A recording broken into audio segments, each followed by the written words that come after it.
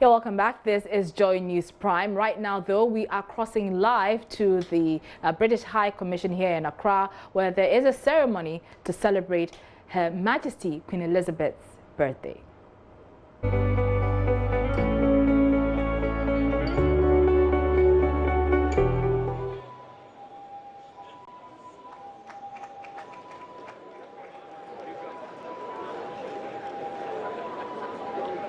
Ladies and gentlemen, please welcome to the stage our VIPs for this evening. Honourable Minister for And of course, we can't have enough time if we want to talk about the relationship between the United Kingdom and Ghana. It goes way back to colonial days. And of course, the two countries have picked up their bags and baggages, from the past, the dark past, if you like, and moved on, basically. Even though people have said that there are still existing economic and trade imbalances, well, structures which they basically say doesn't necessarily favor Africa. Of course, we've moved on. And one thing we can say for sure is that the two countries share a lot of real strong bilateral trade, bilateral relations. Talk about trade, talk about education, talk about everything else. And Ms. G is here to add that talk about show business as well, because there's a lot happening for us. And for us in the show business sector, it's a year of return, and it's a good time for us to celebrate the Queen's 93rd birthday. Because even here, we are balancing the conversation. It's going to be tourism bias because of the year of return. And Ms. G, let me just put in a little bit of a background here. So we're here at the British High Commission residence, and you do know what is happening. There is a huge focus on tourism. Well, why are we talking tourism today? Well, you could say that for the British, it is the birthday of their queen. But for us here in Ghana, we're looking at what we can make this relationship that we have with the UK. We're looking at what kind of mutual benefits the two countries can have. But the focus is on tourism. And that is where I push it all onto Ms. G to talk about how this fits into the entertainment business, everything, Ms. G. And we have the director for the Ghana Tourism Authority, who is going to be having a speech. And definitely he would let us know why we are going to have today as a day to make our agenda known. You know also that, Gifty, we've had a lot of showbiz personalities in the UK, talk about Fuso, DG Kwams and Flavor, a lot of them. So now they're beginning with the speeches. I'm sure that we'll hear from Akwesi Agyeman when he's what's going to, we'll be talking to Akwesi Agyeman, we'll be talking to people in the tourism business, but right now the British High Commissioner has started speaking. Let's go hear him and we'll be back. Morty Brofo. I hope you do, because on behalf of Claire and I, you are indeed all very, very welcome to our residence for the birthday of Her Majesty the Queen. Before I begin, let me say a few thank yous to our sponsors tonight: Apex Health Ghana, British Airways, Contracta, Goyle, Prudential, Vitol, Tullow Oil, Vivo, ABL, Accra Marriott Hotel, Movenpick Ambassador Hotel, Labadi Beach Hotel, Holiday Inn Hotel, Kempinski Gold Coast Hotel. I hope you're sitting still because there's some more to come. Blue Skies, Decocraft, Diageo Guinness, Electroland, Environment 360, G4S, Joy Prime, McVitie's, Rendeavour Company, TT Brothers, Voltic, Kairos, Ray Styles, and Wara. It's particularly nice, may I say, to see the Wara family visiting my premises for a change, rather than my family visiting theirs. To my sensational team, who have worked their socks off to make tonight the success that I know it's going to be, I want to say a real thanks to them, particularly to Jasmine, to Pippa, to Abby, to Helena, to Eric, who's made all the food in our kitchen, to Clement, to Charlene, to the organising committee. You know who you are. And to Emanuela and to Jasmina, who are our staff, our own staff, singing the national anthem later. I'm sorry that I missed the in-house audition, but I'm glad that they have an opportunity to express themselves later. I've heard them, and they're amazing. I also want to say thanks to the weather. Our focus for this year's QBP is tourism. If the rain had stayed on, we were going to switch it to agriculture, and I hadn't a speech for that one. I want to focus on tourism because I really believe that tourism matters. If the world is a book, those who do not have the opportunity to travel are only able to read one page. Tourism allows us to share, it allows us to protect and preserve humanity's most valuable cultural and environmental treasures with the world. It creates jobs. Globally, 1 out of every 11 jobs is linked to travel and tourism. Research shows that tourism has proportionately twice as many employees as other sectors. The more the market grows, the more local talent and supply chains develop to meet those standards. 10% of the world's GDP is based on tourism. Globally, the numbers are seriously significant. International tourist arrivals went up globally last year by 7% to 1.3 billion people travelling, generating $1.6 trillion in export earnings globally. 1/3 of this was spent in countries categorised as developing, and every pound spent on tourism generates £3 in other sectors.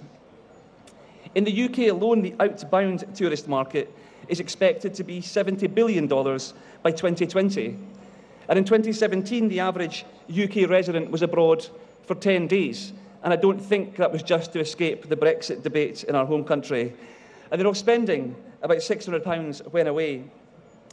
In Ghana, the World Economic Forum in 2017 recorded Ghana as 120th out of 136 countries as the world's favourite tourist destinations. What a secret for Ghana to keep. For everyone's benefit, this really needs to change, and we are super keen to help. But why focus on tourism now? Because we want to celebrate the 250,000 Ghanaian diaspora who are defining modern Britain in sport, fashion, politics, healthcare, and so many other ways, and doing exceptional things here in Ghana too. We know many of them want to reconnect with Ghana. 2019 was declared the year of return by His Excellency the President. Ghana is urging many of the African diaspora to return home. What you don't know, you don't know. I can see why Ghanaians around the world are deeply proud of their roots. There's so much to love. A stunning natural environment, a rich cultural tapestry, a climate that many of us, not least in the UK, rarely enjoy. Others need to find out too. Ultimately, tourism is about people. Ifea, who performed quite brilliantly just a moment ago, could have been talking about the disposition of the Ghanaian people at large when she said, "You bring out the best in me." And when she sang it to me, I felt a little bit embarrassed. I almost blushed. But Ghana is famed for her hospitality, her hospitability, and her tolerance. I was moved when I saw the Chief Imam attending the Easter Sunday service at Christ the King Church. We often talk about what makes us different or separates us from our neighbours. In the UK, again with Brexit, and you may have heard this, there's a big debate on identity presently. We need to talk about what we have in common. The UK and Ghana have much more in common than we often realise. We share the same language, the same time zone, the same common law, the same traditions, the same values. We share and pool our efforts through the Commonwealth, creating a safer, fairer, more prosperous and sustainable world. And we're only a 6-hour flight away. I'm mindful that a country's people also live outside its capital city. This year, I've had the good fortune to visit and experience the different parts of Ghana: Navrongo, Nalarigu, Kumasi, Takoradi, Chibi, the Volta, Sunyani, Brongahafo, and many other areas. I was particularly pleased to pay my respects to the new Yana of the Dagbon Kingdom at its palace soon after his enskinment. A historic moment for the kingdom, made possible by the mediation efforts led by the government and the Committee of Eminent Chiefs, chaired by the Asantehene, His Majesty Atumfo Osei Tutu II. I look forward to visiting all 6 new regions in Ghana and seeing how Ghana is realising the President's commitment to bring government closer to the people. The richness of a country is imbued by the diversity of its people.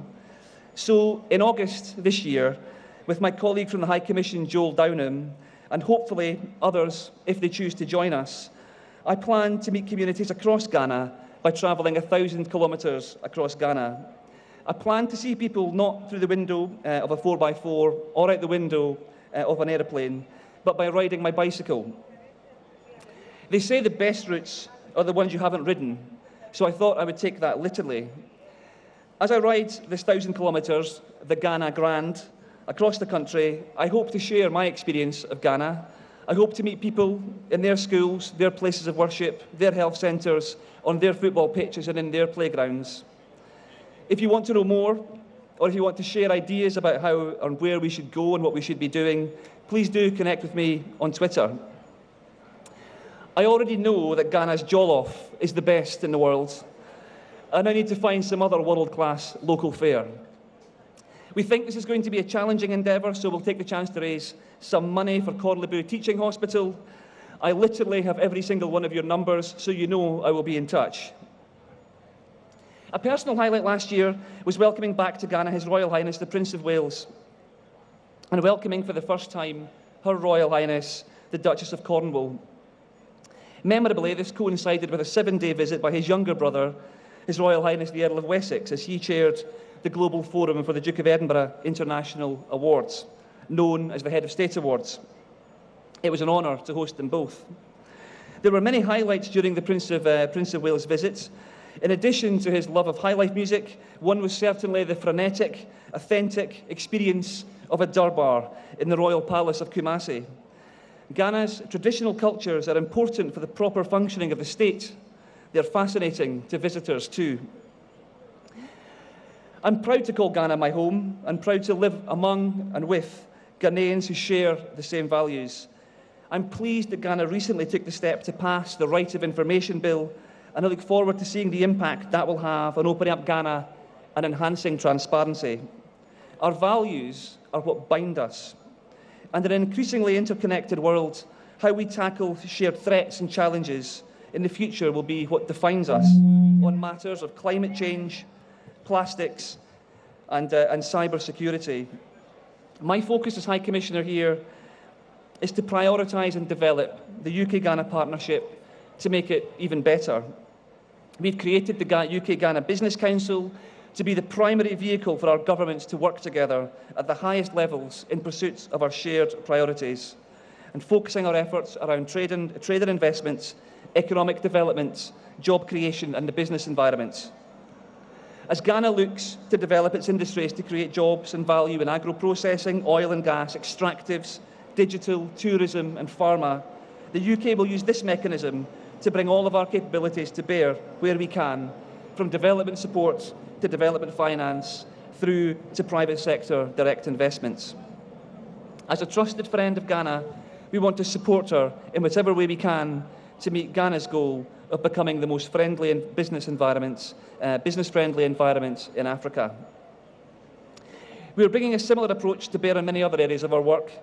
On security, our partnership is making the region safer again. There is more to come, and I look forward to deepening this work to protect Ghana and the UK from shared threats.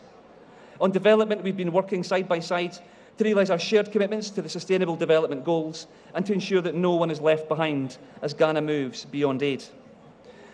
To do this properly, we are significantly expanding the UK Government's footprint in Ghana, growing our High Commission by 10%, with new frontline policy work on trade policy, investment, serious and organised crime, cyber security and a new diaspora office.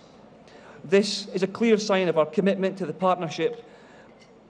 partnership as we leave the EU, and a partnership as to support Ghana move beyond aid, and our commitment to invest in Ghana as a leader across West Africa and across the Commonwealth. Before concluding, I want to say a final word of thanks to Lieutenant Colonel Simon Westlake, our Defence Attaché, and his wife Angie, who will soon complete their tour of duty. He has led our defence engagement with distinction. He has also led the forward line of the High Commission football team with distinction, reaching out to local communities throughout. I want to pay tribute to all of his service that he has given in furthering relations not just between the UK, Ghana and the sub-region, but with so many friends and allies who join us here this evening. Thank you, Simon.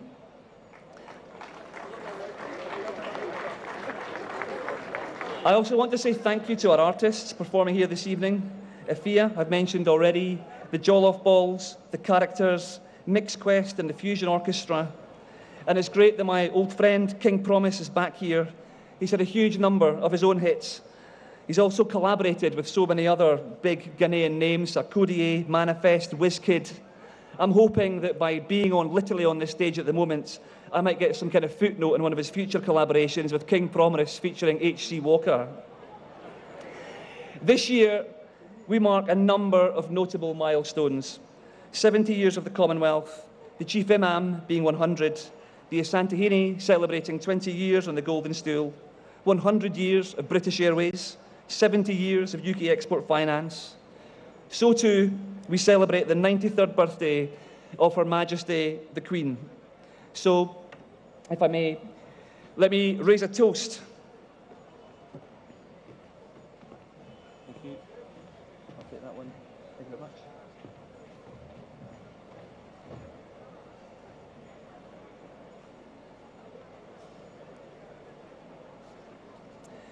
To His Excellency the President and to the people of Ghana.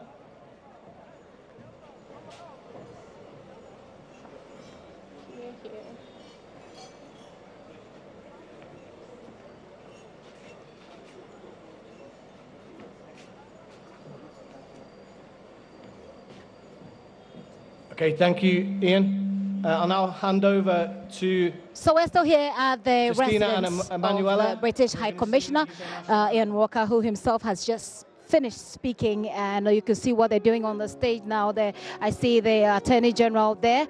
I also see Ian himself, and I believe his spouse, and they're going to propose a toast. But I have here with me Akwasi Ajiman, who is with the Ghana Tourism Authority.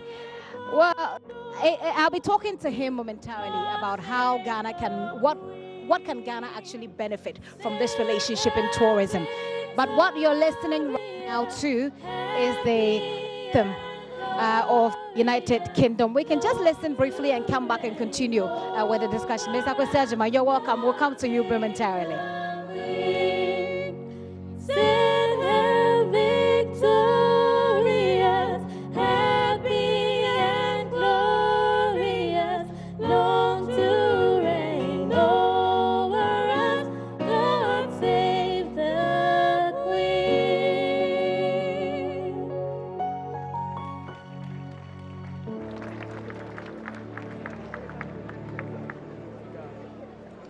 There you have it. That's the national anthem of the United Kingdom that was just finished.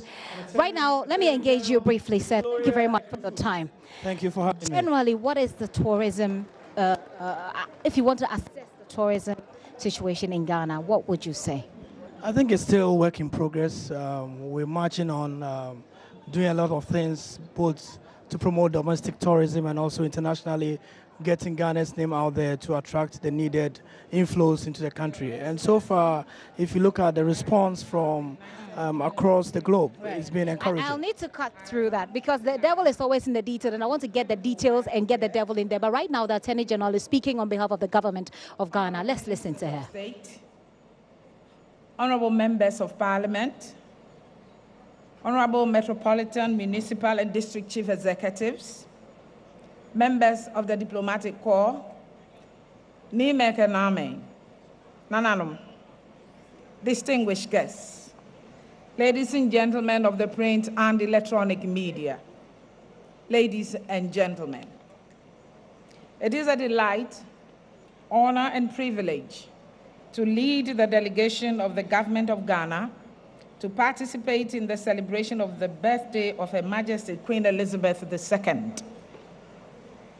On behalf of the President of the Republic of Ghana, His Excellency Nana Addo Dankwa Akufo-Addo, the government and people of Ghana, I'd like to convey our warm felicitations to Her Majesty the Queen and also to the government and people of the United Kingdom and Northern Ireland on this happy occasion.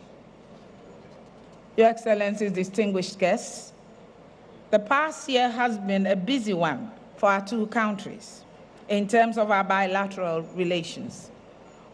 I must commend you, High Commissioner Walker, for arranging in November 2018 high-profile visits to Ghana by some of Britain's most eminent dignitaries and leaders, including the Prince of Wales and the Duchess of Cornwall, as well as His Royal Highness the Earl of Wessex, Prince Edward.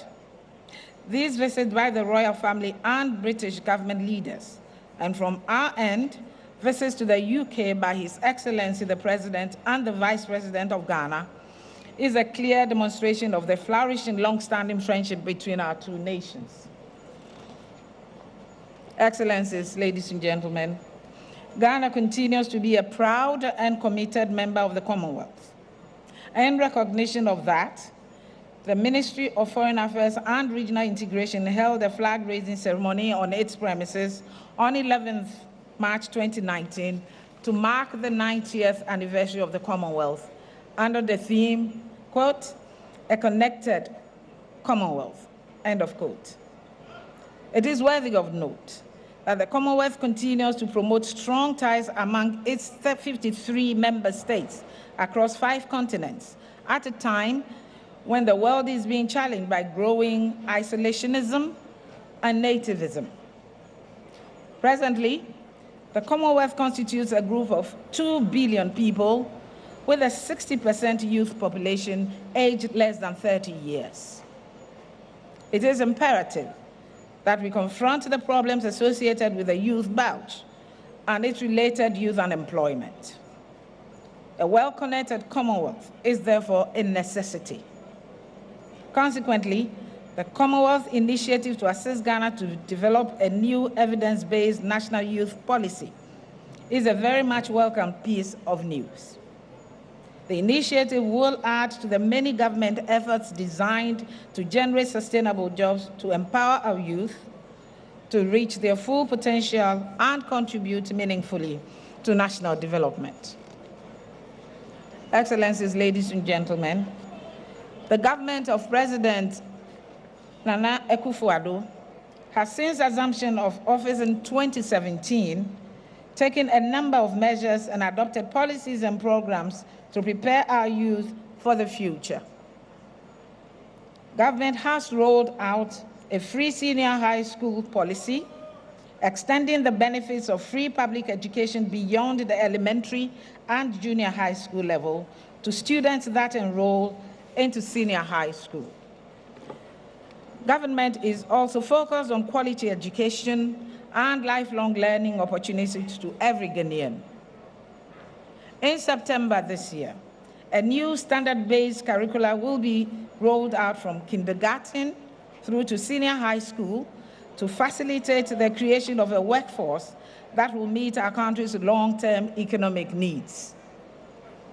The reforms also aim at placing greater emphasis on science, technology, engineering, and mathematics, as well as reading, history, and technical and vocational skills, whereby young people will have more options for career paths. To this end, government will construct 10 state-of-the-art technical and vocational education centers across the country beginning this year. Excellencies, ladies and gentlemen, I wish to acknowledge with appreciation the consistent assistance of the United Kingdom's Department for International Development, DFID for short, for our country's socio-economic development. This involves financial, extractive, agricultural, and in particular, the educational sectors. David has invested about £400 million in the education sector alone over the past 2 decades for primary and secondary schools, as well as training teachers in addition to girls' education, children in deprived districts, and support for 248,000 out-of-school children. Excellencies, ladies and gentlemen, this year has been declared by the President as the year of return for people of African descent around the world to come home to Ghana to experience and enjoy the warmth of our people and the environment while exploring opportunities to invest and build economic partnerships in our country.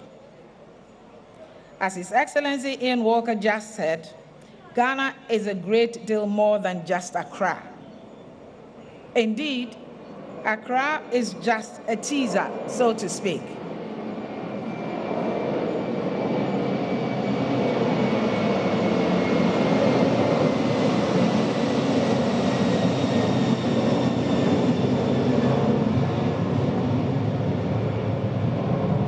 It is therefore our expectation that our brothers and sisters in the diaspora, including the millions who have made the United Kingdom their home, who will visit Ghana during the year of return, will travel widely outside Accra to discover and experience the country's wealth of culture. On this note, I applaud His Excellency the High Commissioner on his plan to cycle from Paga to Accra this August in aid of the Kolebu Burns and Plastic Unit and to see Ghana in all its diversity. Little wonder that the Ministry of Tourism campaign, See Ghana, Eat Ghana, Wear Ghana, which seeks to promote made in Ghana products under the auspices of the Ghana Tourism Authority, has already recorded a 20% growth in visits to various tourist sites. The campaign by His Excellency Walker is therefore an exemplary booster which complements government's efforts in developing tourism in the country.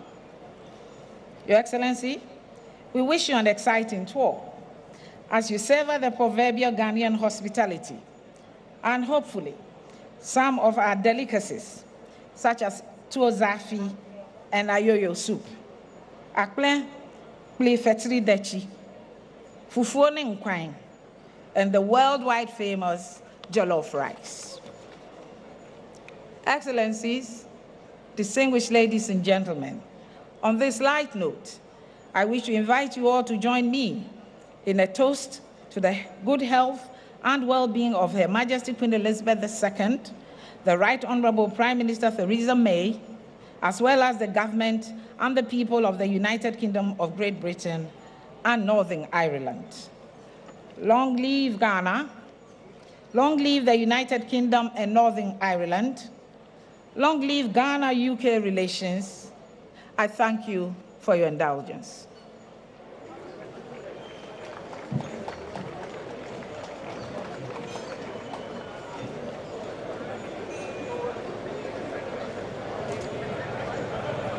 So that is the Attorney General who has just finished with her speech. In fact, she mentions a lot of very interesting things, including the education in Ladies Ghana. and She gentlemen, speaks about please the be curriculum. upstanding for the Ghana What's National going to Anthem. happen next is the Ghana National Anthem. After the Ghana National Anthem, we understand there's going to be a cutting of cake in honor of the persons on whose birthday this program has been organized. But of course, here, our focus really has been what Ghana can make, what Ghana can make out of its relationship, its partnership with the United Kingdom. Well, let's listen to a bit of our national anthem. We'll be back to continue the conversation. To defend forever the cause of freedom and of right. Fill our hearts with true humility. Make us cherish fearless honesty and help us to resist oppressors' rule with all our will and might forevermore, and help us to resist oppressors' rule with all our will and might forevermore.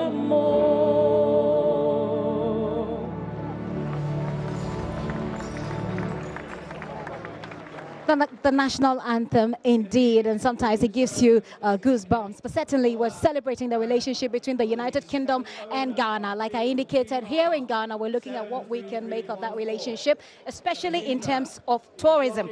Akwesi Agyeman is still here with me. You were telling me about your assessment of Ghana's tourism standing, if you like, for lack of a better word. A lot of people think that we've really slacked. People think that we haven't really done much. To couple that with a problem of open defecation, that's like a time bomb. Thank you. Like I indicated, it's still work in progress, but we've seen significant progress in so many areas. If you look at, for example, visitation to tourist sites, year on year, we've seen about 26% growth from 2017 to 2018. between 2016 and 2017, we experienced about a 15% growth. So if you do a compilation of that, that is growth. And that came about from the campaign that we've launched, See Ghana, Eat Ghana, Wear Ghana. How is that campaign going? That campaign is going very well. We're doing a lot of outreaches with the Tourism Society of Ghana, other groups, everybody, everywhere you go. Right before coming here, we just launched Miss Tourism Ghana, and the focus has been Wear Ghana.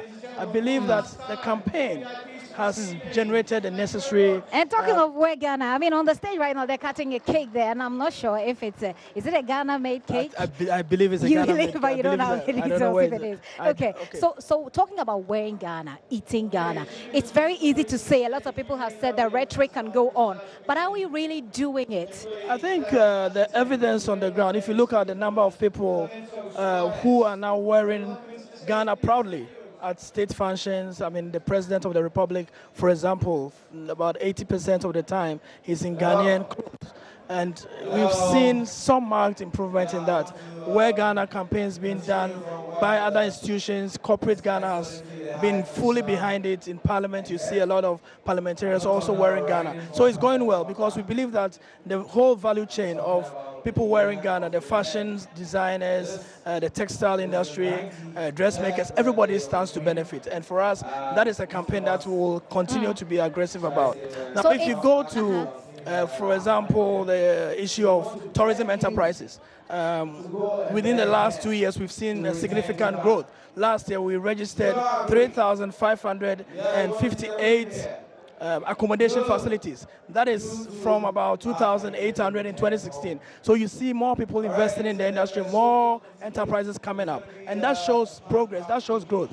I believe sometimes as Ghanaians, we like to talk down on our country. Not necessarily talk down, but people know what they see. They experience, they go to the beaches and they see people doing their thing on the beaches. It's true. They go for, they try to wear Ghana and they're wearing China. Again, the system is making it difficult for us to really feel the impact of where Ghana I agree with you that there are challenges. But all I'm saying is that challenges or no challenges, we should look on the positive side of the things that we are doing. Because from the numbers that we have, from the airports, from the tourist sites that we monitor, there is growth. And that growth is something that needs to be celebrated. But it's not, we are not out of the woods yet. We have significant challenges with sanitation. We have challenges with our visa processes, with our roads to our tourist sites. So many things that are challenging. But every country, if you go to South Africa, even within the xenophobic attacks that is going on, South Africa tourism is all over the world promoting people to come to South Africa. If you go to the UK itself, the issue of the knife attacks, they haven't stopped promoting Great Britain. So we should not stop promoting Ghana because we have these challenges. Yes, we will tackle them. It must be tackled. We must make noise out of it. But we must also look on the brighter side of what we are doing. Because for us, tourism is a low-hanging fruit that we need to plug. It will create the jobs, it will create the environment for more people to go and invest. If you look at everywhere that you go in Ghana, Central, Western, Ashanti, wherever you go, you see a lot of attractions that need investment, attractions that need somebody to partner with. And I believe that for us is where we are focusing on, getting the desired investment into the industry. Finally, and I'm going to ask you this so that I'll let you go. We'll be talking to a couple other British Ghanaians, to find out their own experiences, how we can take this further and how much we can make. Do we really have a specific target as Ghana when it comes to tourism? Do we really have a specific target, say, in terms of financials? No, do we have specific targets that we are looking to reach? For example, within which timeline? This year we've said, let's focus on 2019. 2019 is our year of return. We've declared that we want to move from around the 1 million mark to 1.5. So we're looking for 500,000 new visitations into our country. And this is how we are going to do it. We've launched a year of return quite aggressively for the global African family to come home. For the UK market specifically, we have the second generation and third generation Ghanaians, people whose parents went to the UK, they've never come back to the country, and this is the time to make an outreach. If you see what we've done with people like Fuse OGG, Reggie Mboli, Idris Elba, Oswald Bolton, becoming more like ambassadors and icons who are pushing their family members, the diaspora in the UK, to come back home. That is what the focus is for us when it comes to the UK market. And so far, it's been so good. Okay. Out of the 250,000 Ghanaians, approximately, diaspora in the UK, we want to at least make sure that half of them come to Ghana. And in December, for example, last year we saw a mad rush of Ghanaians in the UK through the Aquaba UK, through the Ghana Escapes, through Afrochella, Kente Party, all of them coming to Ghana for Christmas. And that is something that will generate the needed economic activity within our hospitality and tourism space. Thank you very much, Thank you for having me. Thank you. He is with the Ghana Tourism Authority. Ms. G is here with me. Ms. G, there's going to be a lot of performances here as well. The Attorney General has just spoken, Ms. G. We've also saw Ian Walker speak. Ms. G, you've been going around talking to people. What do they tell you as far as tourism and how far we have come is concerned? Interesting, Gifty. I've spoken to a lot of people, British for that matter, who have told us that they've been here a year and a half and all that. They keep talking about our people being our assets. They say the assets of the Ghanaian is its people. They tell me about how they have been across the regions here in Ghana and have been impressed with what they've seen so far. Some people tell me about how they've worked with Ghanaians and are excited about the work output of Ghanaians. I've spoken to musicians like Efia who performed here. She's been speaking to me about, you know, how our music can make an impact, because what's been happening is that most of the people we spoke to here tell me about how well they know Nigerian music. I'm a showbiz personality, so I'm quite worried that our music is not, you know, going that far. And Efia says the remedy is to do more collaborations. She says that, you know, it's not that we are not producing better, but it's just that we need to collaborate with a lot of people to get out there and get people to know us. So the British here love Ghana. They love our culture. They talk about a lot of colors with our kente and all that. But what they do not know is our music, basically, and our movies. So they are very, very, very familiar with us. So I'm going to cross over to you, Gifty, now, who is preparing to speak to the British High Commissioner. But we are going to wait a bit, and as I keep running you through all that is happening here. Well, we are almost done with the programming, but the quartet band is producing some great tunes that I'm sure you will love to enjoy back at home, whilst Gifty prepares to speak to the British High Commissioner here at his residence.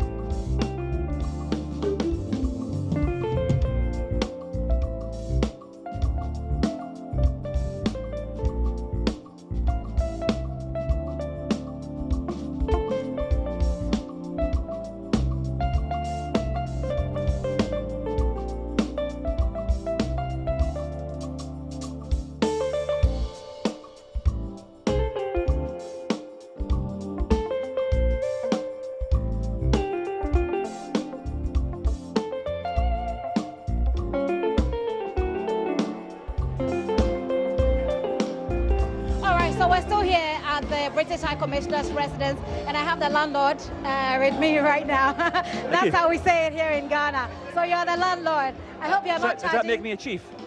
No, it doesn't make you chief.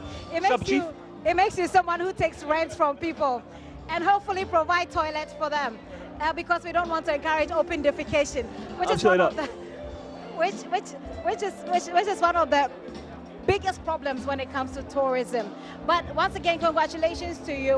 I was going to ask you how it feels to celebrate the Queen's birthday in Ghana. But usually when you mention the Queen, everybody's thinking of colonialism. Here in, people still have that memory. When they mention the Queen Elizabeth, they're thinking colonialism. How do you think you can, or you have been able to diffuse this out of Ghanaian, the mind or the mental faculty of Ghanaians, so that we look at what we can benefit from each other as countries, even as you celebrate this day? Well, I hope people don't think of colonialism with the Queen. I think what we see with the Queen and the royal family is a royal family that's changed really quite significantly, I would say, in the last, well, many years as she's been on the throne. And last year we celebrated Prince Harry's marriage to Meghan Markle as she was then. And I think you look at, Prince William marrying Kate. The makeup of the family is changing considerably. I think what she stands for, actually, is a diverse and very open mind, and a very open-minded woman, a real leader of our times, actually, who's overseen 11 prime ministers in the UK. And more than that, I think, is respected across the world. And she's of a certain age now where I think when she talks, I certainly listen, I must say. Looking forward, in your speech, you mentioned the partnerships that we want to forge and how we want to, going forward, the kind of partnerships. Can you throw a bit more light on what you said concerning the partnerships that we want to forge as two countries going forward? What is in it for the UK? What is in it for Ghana? Certainly. So I think there's three things that we are focused on. Firstly, it's on economic development, jobs and growth in Ghana. We genuinely, sincerely believe that a strong and successful Ghana is in the UK national interest. We've got a long history of a trading relationship with Ghana. We want to see Ghana grow. It's a point of strength in the region. We share so many common interests. So we, first of all, really want to see Ghana grow. And to do that, we're trying to bring more of our development finance, more private businesses into Ghana to try and invest here. And we also want to make sure they're creating jobs in Ghana for Ghanaians. International companies genuinely don't want to have cost of expats. They want to be employing local populations. So we've seen companies like Tullow Oil do that. They've created opportunities in Ghana and growing that strength. So firstly, economic development. Secondly, we really care about stability and regional security. Ghana is a point of strength in the region. It's a stable democracy. Within the region more broadly, there are challenges, as people will know, in Burkina. So when we talk about partnership, it's about how we work with Ghana to help Ghana, and how Ghana works with the UK as well. We make sure that we look after each other. We are, after all, allies. So we want to do more in that space. And then thirdly, on development, our long development relationship on health and education, on equality, including the rights of women, the rights of the youth. We really care about that. So that's the third strand. So these are the three things that we really care about, that we are prioritising with Ghana, and we're making real action to try and take that forward. Speaking of about priority when it comes to women, there's this thing that's very close to my heart, and I believe it is as well when it comes to 3 girls that have been missing in Takoradi. We've been talking about them for some time. In fact, the Ghana police told us they had some help from the United Kingdom. Do you have any briefing as to how far that is going? Well, I think, what I would say is that we, like you, are concerned when we hear of stories such as the kidnapping of those girls, and we have seen in the newspapers some other stories recently of, I think it was the Estonian Consul General, also in a similar unusual situation, unusual for Ghana. So look, we care about that. We are working where we can. We work with the police. Where we can help, we will help. But we tend not to talk on live, ongoing investigations, but we want to help Ghana wherever we can, if we can, and we will have an honest conversation about doing that. Okay, I'd like to say a very big thanks to you, but I will not let you go without. You mentioned jollof. You mentioned Ghana jollof as well, and I'm interested to find out how it's going. Are you sure the spices aren't bothering your stomach anyway? It's not spicy enough. That's all I would say. I do enjoy my spice. I mentioned in my speech that I'm planning to cycle. Your trip. So I'm planning to cycle. And you're looking to raise some funds for the Korle Teaching Hospital. So yeah, we want to raise some funds for Korle. That's what we want to do as part of our trip. But it really is about more than that. It's about trying to kind of reach out and understand and meet communities in their local settings. So I'm looking forward as part of that trip to trying lots of other local foods, including TZ and various other things as well. But I enjoy my jollof. Very well. Is there anything else you'd like to add? So we call this a wrap? Anything I haven't asked you that you want to say? Well, there's many things you haven't asked me, but all I would say is that the future of the UK-Ghana relationship is what we make it. It's in our hands what we want to make that become next. So it's not in other people's control, it's for us to decide. And I think that we've got to make it a lot more real. And that the examples I've given are things that we are doing. I'm really clear, with 250,000 people of Ghanaian descent living in the UK, many Brits in Ghana, it's up to us to make something different if we want a stronger future, and I think we should want that. So that's what I care about. High Commissioner, thank you very much for your time. High Commissioner Ian Walker there, helping us to wrap this up nicely. But I must tell you, there's a lot of fun that's going on right here. Of course, it's all about showcasing the Ghanaian intellectuals, it's showcasing Ghanaian artists, it's showcasing what we have as Ghana. Hospitality, they say we have it in abundance. That's what's going on here. It's been all about tourism, the relationship between the UK and Ghana, and I've been doing this with Miss G. I don't know where Miss G has gone, but we're going to call it a wrap and then hand over back to you. Well, there is Miss G. Miss G, we've been talking to a lot of people. Again, we're talking about entertainment industry and how the relationship between the two countries can bring this up and get us a lot more money. That's true, and because we have a lot more Ghanaians out there making us proud as well. And so, like I said to you initially, Ifya is talking about how we need to do more collaborations with these African artists out there so that we get to spread the message of Ghana to them and also make some money here. So because they play your videos here, they play it also there. King Promise is also here to perform. So I'm sure the British, before they go back, those of them who will be going back, will take along with them some music from Ghana and know some names here in Ghana as well.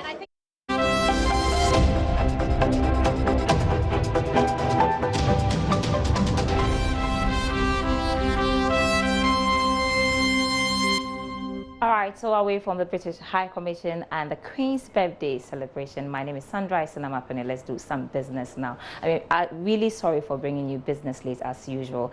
Now let's begin with our first story tonight. Leading mobile insurance provider Bima Ghana, as a way of boosting insurance penetration, has introduced the B Life and B Health insurance policy.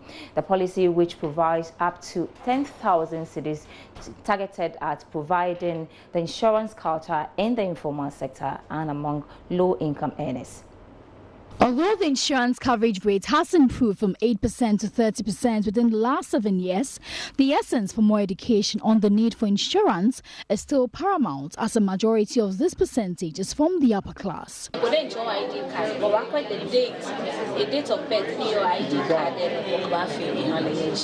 Bima Ghana is bridging the gap by introducing affordable insurance packages for workers in the informal sector. Since 2010, it has continued to innovate the insurance space using technology to ensure easy and affordable access to insurance and health policies. The latest addition to its packages is the B Life and B Health insurance policies, which allow customers to get up to 10,000 cedis in cover with a monthly premium as low as 6 cedis. Speaking at the launch of the new products, country manager for Bima Ghana, Damien Girault, explained that the company would stop at nothing to make insurance affordable for the average Ghanaian. I think the launch of B Health and B Life is one more step for us to bring new products dedicated for these markets.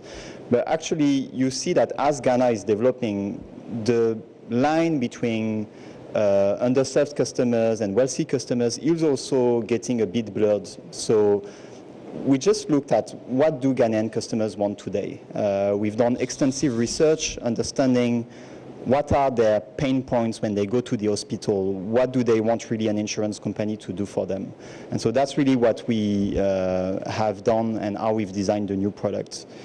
Also present at the launch was the Deputy Commissioner of the National Insurance Commission, Kofi Yando, who lauded the group as their mobile delivered insurance had helped boost insurance coverage in Ghana. So all the innovations that Bima has rolled out is to introduce insurance and the value of it to the people, get them to appreciate it. So they will need that, hey, this thing can help us solve the problem, some of the problems that we have. And so kudos to Bima for reaching out to the informal sector and the low-income segment. Basically, that is what Bima has targeted, and that is very well appreciated by us. Bima's mobile technology has so far reached 31 million subscribers in 15 markets across Africa. For Joy Business, Karen Dodu. The Tema District Council of Labour, TDCL, is calling on government to implement recommendations of the Interministerial Committee on the agreement between the Ghana Port and Harbour Authority, GPHA, and the Meridian Port Services, MPS. The TDCL says the agreement, which allows MPS to undertake Tema Port expansion, has a lot of flaws which cannot be overlooked. According to TDCL, the previous government awarded the contract to MPS MPS without following through the laydown procedures. The call follows what is said to be delays on the part of government to act on the report of the committee set up by the Economic Management Team. There's more in the following report. The Interministerial Committee, headed by Deputy Transport Minister Daniel Titus Glover, was to review the 30-year concession agreement. This follows concerns raised by the Ghana Ports and Harbours Authority, GPHA, over exclusivity given the Meridian Port Services, MPS, in the concession agreement. The agreement gives 90% of dues retention to MPS, while the GPHA has a 10% stake from 1 year to the 10th year. However, months after submitting its report, government is yet to act on the recommendations. Speaking to Joy Business, Chairman of the Tema District Council of Labour, Ebenezer Kojo Taylor, said the earlier government acts, the better. The Ministerial Committee, headed by the Deputy Minister for Transport, they looked into the main concession agreement, then did a whole lot of recommendations. They submitted their report, but we don't know where the report is. So we are saying that if government is not going to bring MPS to order, to sit down with GPHA to review certain clauses of the concession agreement, then government can as well implement the Ministerial Committee report. We've heard from other circles that the recommendations in that agreement is okay. According to Ebenezer Kojo Taylor, this would eventually kick GPHA out of business and lead to job losses. And if we don't take care, if it come on as it is, we are going to lose, our job will go to MPS, revenue will go, we will have idle machines, idle space, we will not even have money to develop the port for the port users to use. We will not have money to even repay loans that we've contracted over the years. I mean, eventually the staff will go home, a chunk of the staff will go home. Expected to continue unabated until government gives a favorable response.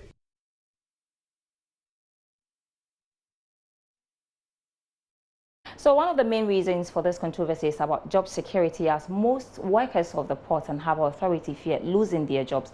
But few months ago, CEO of Meridian Services Limited, Mohammed Samara, told Joy Business his outfit is committed to employing more Ghanaians when the project is completed. He added that over 3,000 Ghanaians have so far been employed by the company. There was 3,000 Ghanaians on the job engaged here on site, and about 2,000 between site and the quarries in Shai Hills, etc. So a total workforce of 5,000 people, worked on this. And I can tell you, out of the 5,000, maybe there is only 100 engineers from various nationalities, but the core staff, including engineers, were Ghanaians. Why is this project? But Ghana economy gonna have a gain. $100, $200 for Ghanaians working a ship or a cargo. That is not destined actually to Ghana and not even to West Africa. It's moving between South Africa and Europe. So the horizon is just huge and the potential is high. And as we grow, we need to add more and more jobs to the existing workforce. We're still on that development. We want to bring you a breakdown of the local content penetration of the Meridian Services Limited.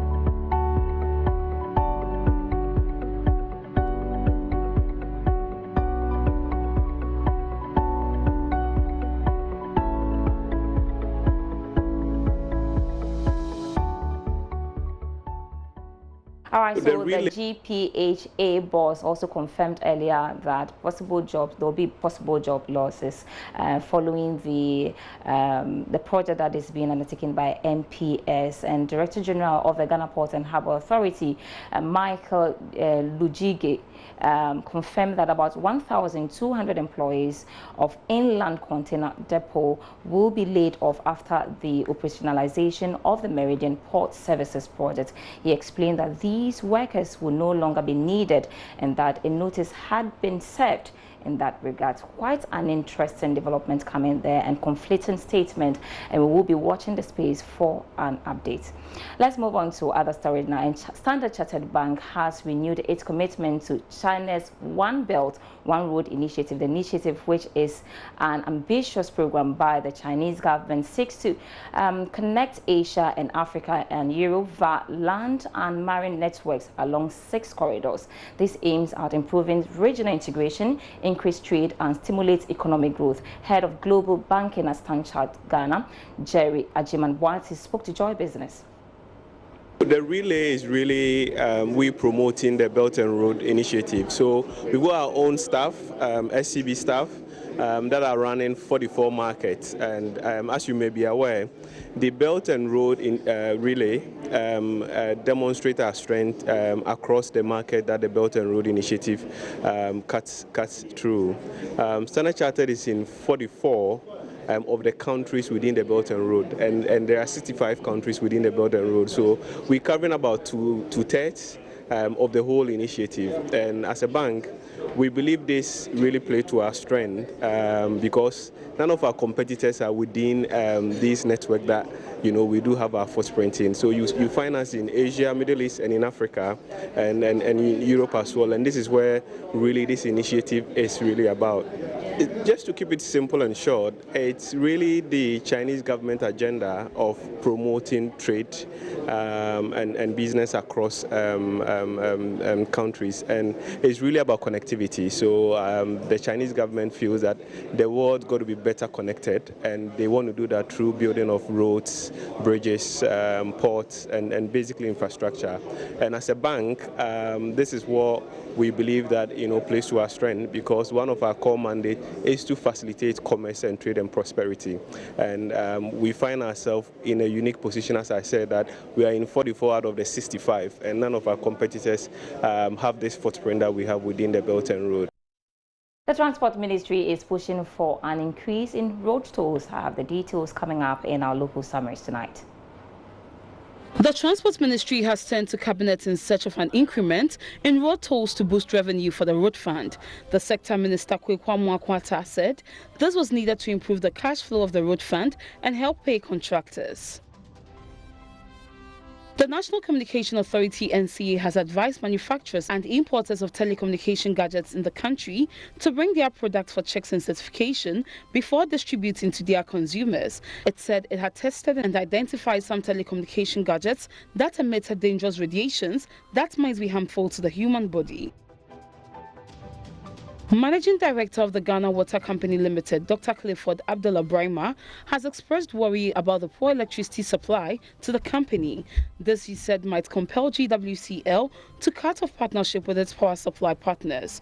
He said the company has sought to develop alternative sources of generating power to ensure stable supply of electricity to its water treatment plants across the country to ensure frequent distribution of water to consumers.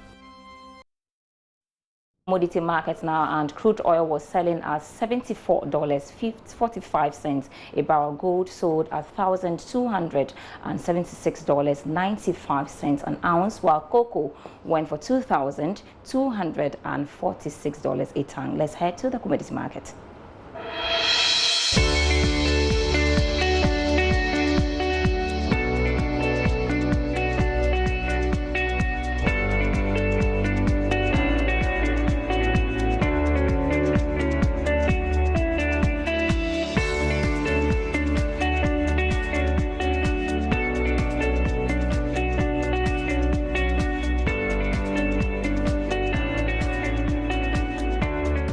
That'll be all for business tonight with me, Sandra Esinam Apani. You can get more news on our website, myjawline.com/business.